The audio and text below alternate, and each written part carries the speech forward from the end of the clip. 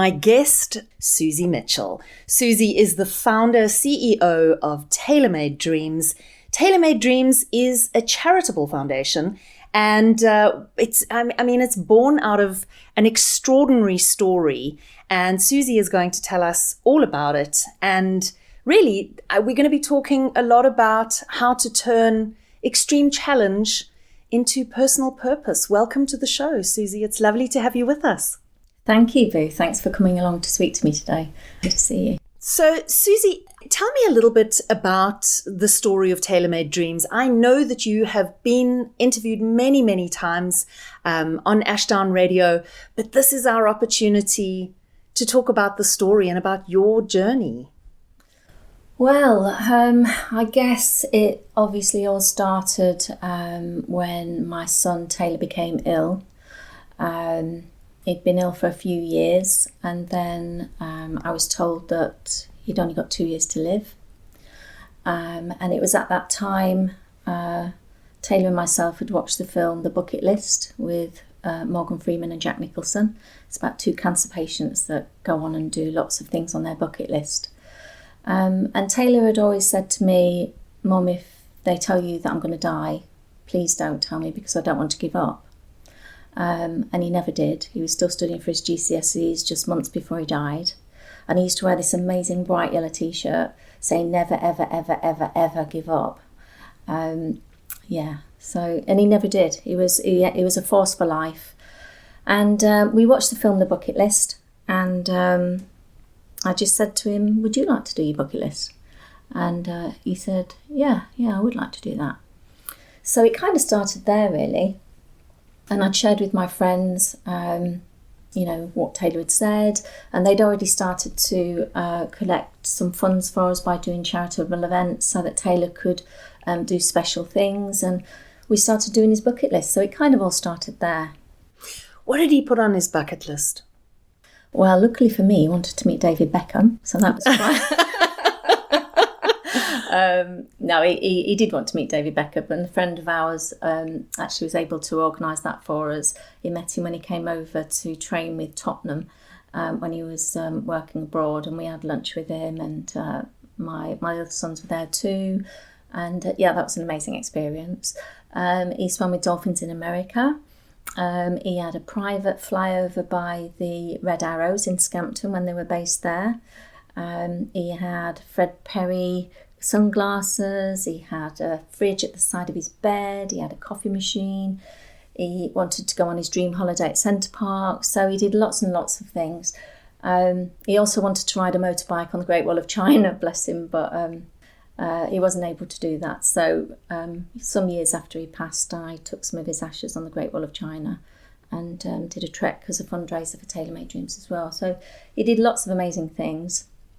And it was whilst doing those things really that gave me the thoughts about setting up a charity in his memory in the future, so that I could do the same for other children and other families, because I knew how precious those memories were to us as a family. Suzi, it's an extraordinary change of life when you have a family member who is met with this extreme type of health challenge. Tell me a little bit about your life before Taylor became ill. Where were you personally? Where was I personally? That's a good question. Well, my mum died when I was 16. She was 37. She passed away due to a drunk driver. So I was already I'd been through trauma at a young age. I'd gone through a divorce, and I was studying to become a qualified counsellor, using art forms as a form for expression. And when Taylor became ill, I was just about to take my exams, and I had the opportunity to take him to America for treatment. So left my course and took him to America. So I guess I was finding my own identity. I was forging my way forward. Yeah. And then, devastation struck and Taylor was diagnosed with a terminal condition. Suzi, there are so many people who have stories similar to yours in the sense that they make plans and then life comes along and changes those plans radically. What I think is so heartening about your story, you took a route of positivity, not just a kind of a fake cheerfulness, but when you spoke about Taylor being a force of nature, you took this on with extraordinary gusto. I'd love to hear a little bit about the kind of mental, emotional journey of what it took for you to actually turn it around, because it is so natural to go, well, that's me, I'm devastated. I don't know how to move forward. And I was, and I still am. That's true in itself. And I did fall apart. And luckily, I'm very fortunate to count on one hand a group of very good friends, and two of those friends came to look after me every single day for 6 months. Yeah. So I wouldn't be in this position if it weren't for them and the people that loved me and, took care of me around that time. Because you're losing your son or your daughter, and you are left just desolate, desperate. There's no other way to put it, really. Your heartbreak is so deep, it goes to the core of your very being. So it wasn't easy to turn that around, but I had other children that I needed to think about. And I wanted to do something that was a fitting legacy to Taylor, because he was such an inspirational young man. And never once did he ask why, when he was ill, why me? And he went through so much, so many procedures, so many hospitals. I mean, we were away in America, him and I, for 3 months, where he was having proton beam therapy every day. So I guess he was my inspiration, is my inspiration, and he gave me the strength to carry on, because he would not have wanted me to give up, that's for sure. So I guess coming from that perspective, in some ways I feel like I'm a kind of vessel for Taylor's positivity, because he taught me a lot, as my other boys did as well. And isn't that so true, how much our children really teach us? We're supposed to be the parents, but actually the experience of, bringing a young person into the world and walking the life with them teaches us more than we could ever have imagined. Absolutely. And this feels like a very fitting legacy that you have created in his honour. You're right about children teaching us something, actually, because one of the things that I feel deeply sad about is that I wasn't fully emotionally available for my children at the time, because I was so consumed with raw grief. And I apologised to one of my sons quite recently and said to him, I'm so sorry that I wasn't there for you fully emotionally. And he said, Mum, we all went through this the same. It was the first time for all of us. Yeah. And I was like, wow, how amazing is that one of your sons is teaching you something that he understood at such a young age, that I couldn't fully be there for him, and he got that. And that kind of really reduced my guilt, the guilt I was carrying and have been carrying for a long time.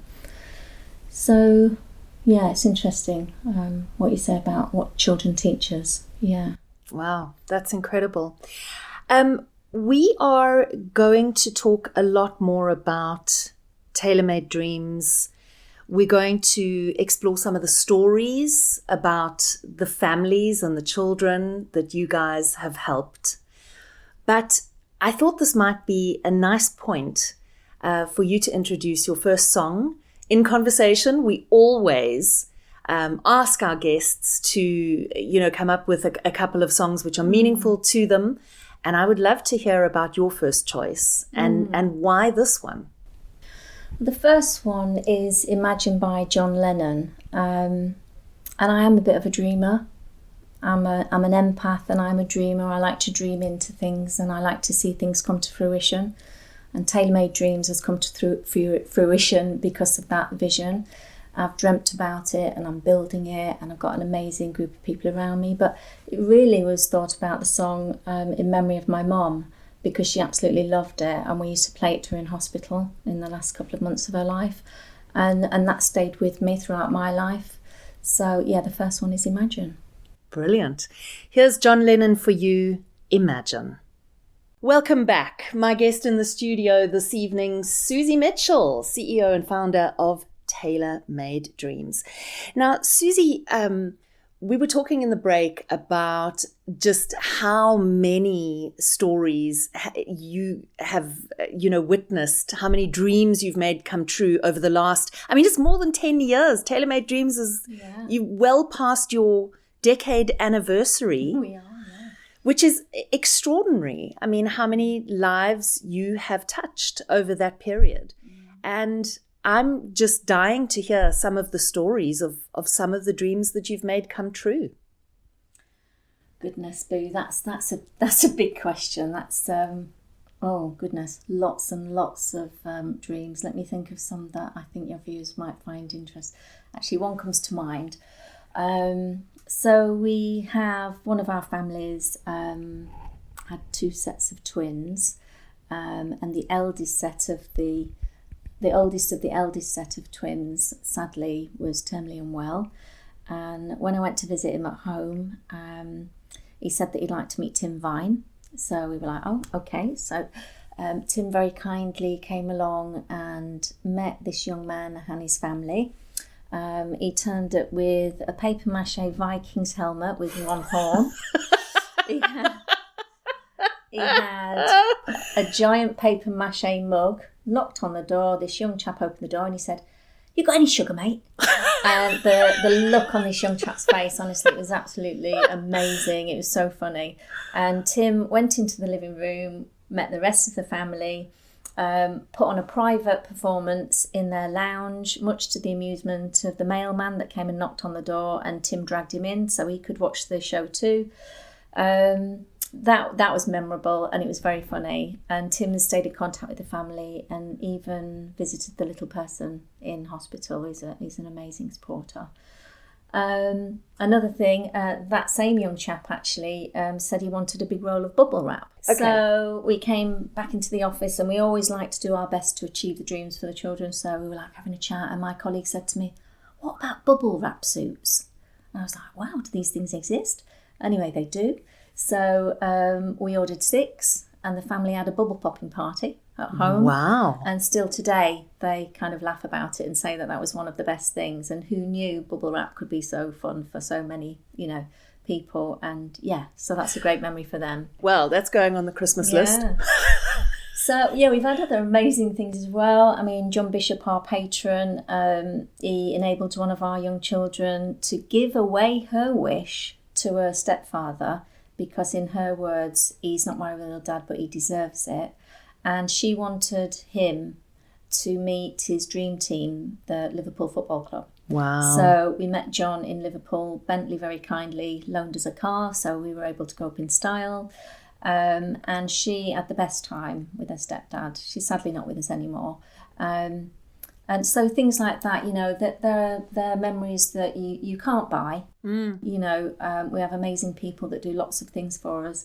And then you get the smaller, simple things. We had a young girl that, she was into sewing. So she wanted some material. She wanted a mannequin. She wanted all the things to help her achieve her hobby.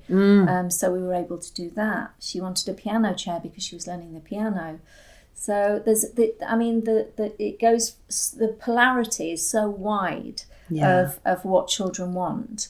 They never cease to surprise me, to be honest.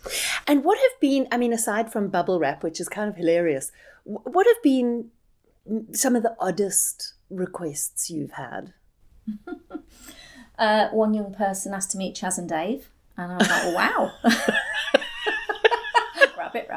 Rabbit. So we were able to make that happen. Sadly, one of them's not here with us now anymore, is there? But we were able to meet them in Basingstoke at a show, and they spent time with the young chap and his family. So that was an interesting one. I had another 5-year-old actually that wanted to meet Lewis Hamilton. Wow. So we were able to take her to I think it was Silverstone we went to. And so she met him and saw his car and things like that. We had another one that went to see a premiere in London. More recently, we had a young boy and again, sadly not with us anymore, that was unable to walk. So we bought him a mobile scooter so he could get around. Yes. And his wish, again, was for his loved ones. He wanted to treat his family to a really nice meal. So we arranged for them to go to the Ritz in London. Wow. We got a limousine for them. Children's Salon, one of our major sponsors, gifted him a suit. We got the family's ties and scarves to colour coordinate. We had a photographer there to capture those images.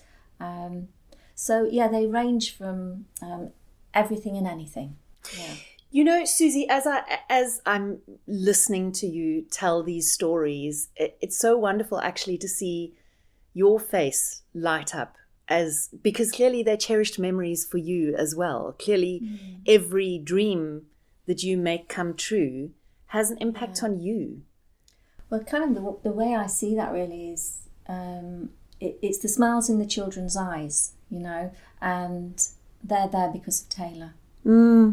This charity wouldn't be here if it wasn't for Taylor.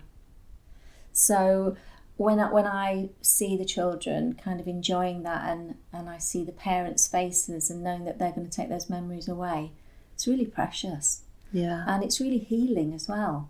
It's healing for me in my grief, which is still very deep, very raw. It's healing for me to see that, you know, out of this horrendous tragedy of losing my son, positivity can come out of that in some form. And for me personally, it makes some sense of the madness. Yes. Because making sense of the madness of losing your child when it's not the natural order of things. You don't have a child to bury them. Totally. And I'm sure a lot of your listeners today, and I hope, you know, they're taking care of themselves if they have had this tragic thing happen to them in their life. Yeah, please take care of yourselves, because, you know, it's life-changing. It's life-altering, and you leave one world and you enter another, and you have to find your way through that, and it's not easy. On precisely that note, tell me a little bit more about Tailor-Made Dreams in terms of what you are able to do with the family and so on, because clearly you don't ever encounter just the child with the dream. It's your entire team, and it's their entire family. Yeah. Tell me a little bit about that relationship. Yeah, I'm really proud of what the charity does. I'm proud of our team. You know, we're there before, during and after the loss of a child. So when you become a Tailor-Made Dreams family member, you become part of our community and part of our family. So we say the Tailor-Made Dreams family because, you know, we get to know these families so intimately at such a difficult time in their life. So some of the services that we offer, we started with what we called then bucket list. We now call wish fulfillment, but we started with bucket lists and counselling, and then we introduced other things which, on reflection, are things that I didn't have as a bereaved parent, right, or with a child with a terminal condition. So things like family portraits. Wow. Yeah. For the family members. We have a sibling support service for the brothers and sisters of the unwell child, because unintentionally, you know, they do get sidelined. You haven't got the emotional and mental capacity to give your children what they need, because the majority of your focus is going on the unwell child. So by putting things in place for the siblings, that not only gives them a place to go, it gives them a place to be who they are, without their brother or sister in the equation. And they're talking to other young people if they want to, because it's not a therapy group, but they kind of make it a therapy group on their own, because they've got somebody there then that they can talk to, that understands where they're coming from. Right. They're not going to be speaking to very many people at school, and that's not their fault either. You know, I mean, they don't know how to relate, do they? So we have that for the sibling support. We have a technology loan library for the children that can't verbally communicate, so they can speak through an iPad with a piece of kit called a Sky eye tracker. and they can speak with their eyes so that they can say things to their parents like, "Mom, I'm hungry," or "I'm uncomfortable," or they can turn their music over or watch what they want. So that gives them some independence in a time where actually most of that independence has been taken away. We have memory workshops where we do hand casts, fingerprint jewellery, ash jewellery, hair jewellery. We do a medical travel fund of £500 to every family that's referred and accepted to Tailor-Made Dream services. That's to help with the parking and the travel, because what people don't realise is it's really expensive when you have an unwell child. They have to get to so many hospital appointments, and generally tailors were peak time. So that would be, am I going to buy this for dinner this week, or am I going to forget that, and am I going to pay for travel to London on at peak time? I think back then it was something like £27. We've just bought a new service in. It's our latest service, which is a funeral award. So we give families £1,000 on the passing of their child, because the government do pay for a basic funeral. But that doesn't enable the family to get flowers or do some kind of celebratory wake. If they want to have a glass hearse for their little girl, or a pink, so it gives them options to be able to do something really special so that they can give that child the ending that they want to give them, rather than being forced in a position to, not do that. So there's lots of support that we offer families, and as I say, we wrap our arms around the family and we're there for them before, during, and after. Suzi, I wanted to touch on that thing when you talk about before, during, and after. There is this very significant kind of psychological, emotional crack in people's lives when they encounter these situations of extreme health challenges with children. Life before and life after.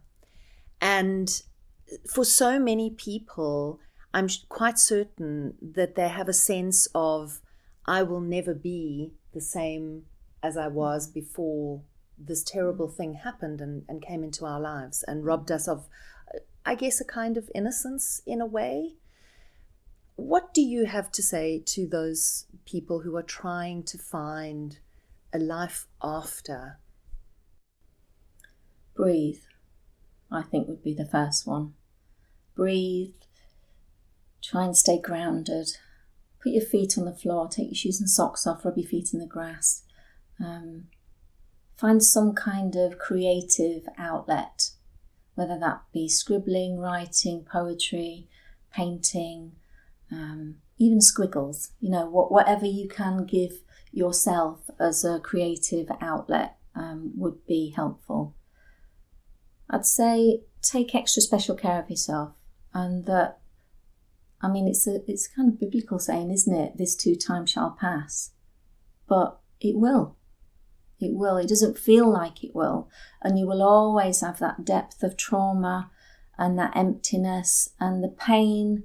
Yeah, that will stay too, but not in the gravity that it is in the moment sometimes. That will ease over time. I'd say maybe get some counselling. Because that's one of the things that I did, and that's been an absolute investment in myself, for myself and my relationships. I'd say be really tender and be a little bit patient with people, because they don't know what you're going through, and we're thankful they don't understand. So just be patient with other people, because they're going through their trauma as well. Yeah, and most people wish you well and would love to do something to support or help or ease your situation, and very often they just don't really know what to do. Yeah, and one of the things that people generally say when they found out you've lost a child is, "Oh, have you got any other children?" And sadly, that's one of the worst things that you could possibly say to a mother or a father. Sure. If they've lost their child, because you're dismissing that child straight away. So you're not actually thinking about that child. You want to move away because you feel uncomfortable. But but what you've done is you've given that person another punch, you know, and then they feel like, well, what about my child? Does that child not matter anymore? You know, so I think one thing that I would say to your listeners is please be mindful about the words that you use when somebody's lost a child, or any kind of loss actually, but particularly a child, I think. I guess that's what I'm an expert on. And just be mindful. And actually what they really want you to do is they want you to ask about that child. Yeah. What do you think Taylor would have been today? Yeah. Can you tell me about him? What was his football club? Or did he like hockey? Or, you know, you're creative. Was he creative? No, he wasn't. He was more into maths and data and football and this, that and the other. You know, so it's important that when you're talking about your children, be mindful that that person has not only lost their child, but they've lost the future of that child. Yeah. They've lost the graduation. They've lost the possible grandchildren. They've lost, you know, those Mother's Day flowers or Father's Day. You know, they've lost so much, and they will continue to lose that while your children are still gaining. And they would never want you to go through that. Sure. So just kind of be gentle when you're talking to somebody, and don't avoid them. Actually talk to them. Yeah. I think that's so incredibly valuable, Suzi, and thank you for addressing it directly, because it's a difficult conversation for people to have. People want to be kind and supportive, but they often just don't really know what to say. So thank you for that. Let's have a look at your second song. You had a special one that I know you wanted to introduce. Tell us about this one, what it means to you. Yeah, so I was looking for one really that was kind of summed up a little bit about my kind of childhood really. And that's obviously 70s and 80s. So David Bowie, the artist David Bowie, I mean, my goodness, you know, wow. I mean, it's his 10-year anniversary now, isn't it? But I know that one song of his particularly had quite a big impact on me, and that was Changes. And I loved it then, and I love it today even more. I kind of understand it more today. About that difficulty about moving from the old to the transition of the new, and the struggle that brings, and how reinvention of the self is actually a really positive thing. Yeah. And in my terminology, I'd call that growing edges. You know, every trauma that we come up against, every obstacle that we come up against, every joy, everything that we experience in life, that grows our edges as an individual. And this song to me just sums that all up.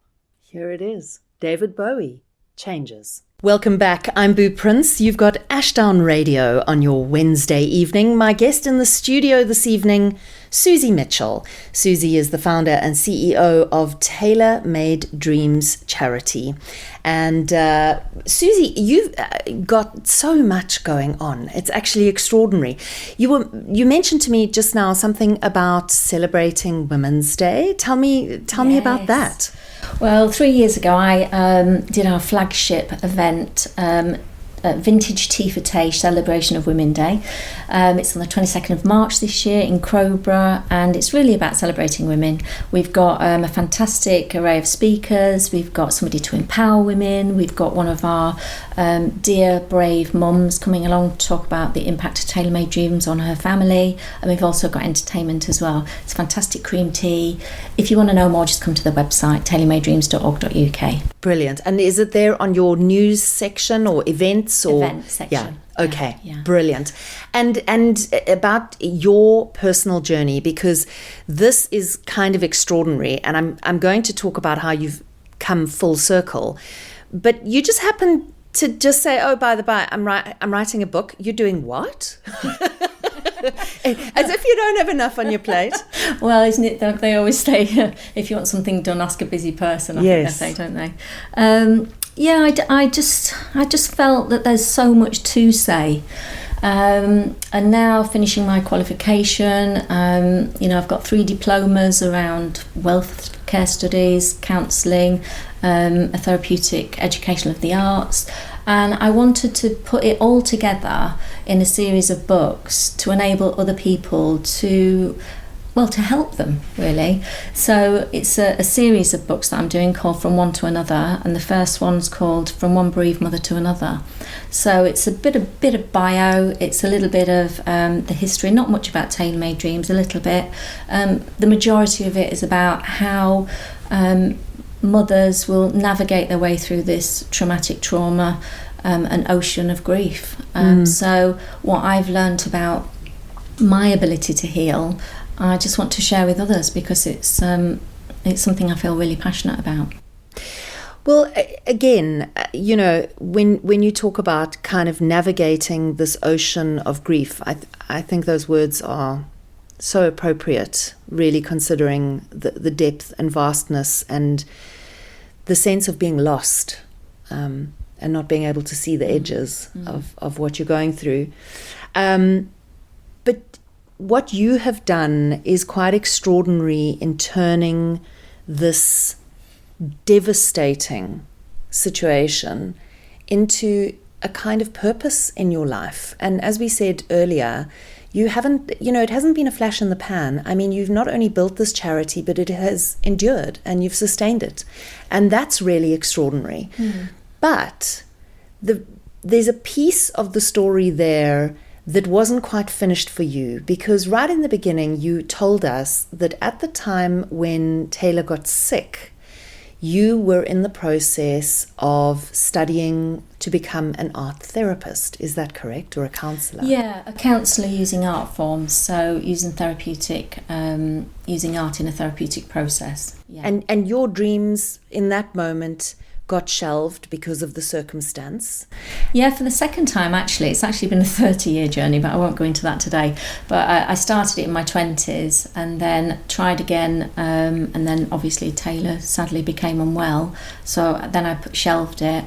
And then obviously through the charity, I'm using my counselling skills all the time, so it seemed appropriate to complete the qualification, which I've done now. I just got a few hours counselling placements to finish off, and to use that within the therapeutic side of the charity, which I'm growing. So we've got 10 services. We work with children in Kent, Surrey, Sussex and Essex, and we've got a counselling room here. We've got in-house counselling and external counselling. We're soon going to be taking on counsellor students on a placement. The charity's building, it's growing, and it's not going anywhere. I think that's brilliant. And Suzi, how do you see your journey changing and your role changing? Because obviously that the creative side of you, the art side of it, combined with the counselling, has been a kind of a lifelong passion that you've wanted to follow. And to some extent, yes, I understand that it's been incorporated in your work in the charity, but you haven't been able to completely focus on it when you're building a charity, raising a family, doing all these things. So do you see yourself immersing yourself more into the counselling and therapy? Well, I do in the future. Part of my kind of succession plan is looking at what I'd like to do in the future, but it's also using those skills now. With the families that we're working with and the children we're working with. I am having an art studio built at the bottom of my garden. Fantastic. So I'm looking forward to having that. I'm writing the book, so that's a creative outlet as well. And I do my own art as well. So I have got more of that now that I've allowed myself to have a work-life balance. I now work generally normal hours, and that's quite a new thing. I used to work silly hours. I'm not surprised that that's a new thing. Given how busy you are. Yeah, I'm feeling really good about that. We've got the structure now, we've got the people in place. Could always do with more support, of course, both financially and human resources. So that's. Do you want to give a shout out to some of your biggest sponsors? Because I do think that it's important that we acknowledge those who do actually come forward and support charities. Absolutely. I mean, the list is so long. I feel terrible not being able to mention everybody, but Children's Salon have been with us now for, 8 years. TM Recruits, Synergy Accounting, Studio 44, ProPlant Scaffolding, John Bishop, of course, our amazing patron, who is holding, again, John Bishop and Friends at the Delaware Pavilion in Bexhill on Taylor's birthday, actually, on the 3rd of March. It's the second time he's done that, so that's fantastic. There's so many supporters out there, but thank you to you all if you're listening, because you're all incredible, and you make the magic happen. Well, it seems very, very appropriate at this point for us to announce your third and final song. From my side, Suzi, thank you so much for being with us, for giving us your time, for sharing your story and some of the inspiration, and also just helping people understand that beyond tragedy, there is a different life, yes, but there is life, and there is a way to continue and to grow and to evolve. Yeah, absolutely. No, never give up. Never, that was ever, Taylor's ever, motto. ever, yeah, never, ever ever, give ever, up. ever give up. Yeah. And this last song is Taylor's, really. I think of him every time I hear it, and it's called You've Got a Friend in Me by Randy Newman. One of his favourite films when he was little was The Toy Story, and we even set some of his ashes up at Disneyland Paris on New Year's Eve in 2011, just after he died, with Buzz Lightyear and Woody. So he's in the heavens, in the stars, with his favourite characters, and this song's for Taylor.